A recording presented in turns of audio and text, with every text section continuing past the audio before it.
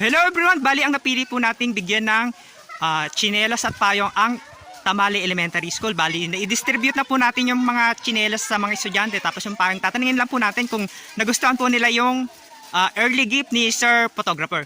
Baby girl, nagustuhan mo yung payong tsaka yung tsinelas? Opo. Masaya ka ba kasi meron ka ng bagong tsinelas ngayon? Opo. Anong grade mo na ngayon? Grade Ay, grade 6. Kailangan gagamitin mo yung tsinelas tapos yung payong pag umuulan para pag malakas yung ulan, meron kang panangga sa ulan tapos sa sikat ng araw. Yan. Thank you Ayan. Maganda ba yung payong? Ayan. Nagustuhan nyo? Opo. Ito po yung mga payong na dinistribute po natin sa mga estudyante. Ayan. Masaya ba kayo? Opo. Ayan. Ayan na po sila.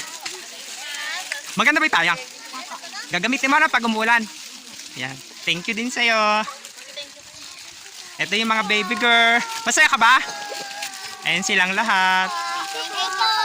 Ayan, nagti-thank you sila kasi meron na silang bagong tsinelas at...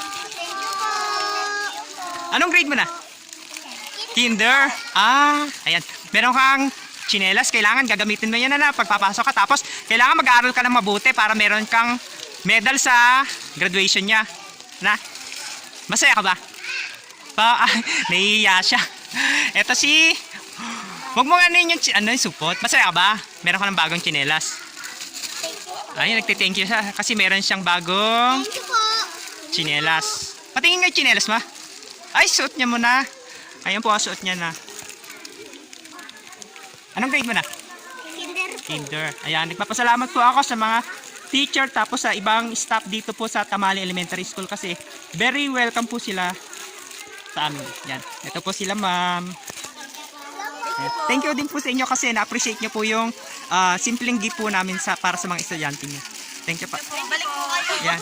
God bless po. God bless and more blessings Ayan. po sa inyo.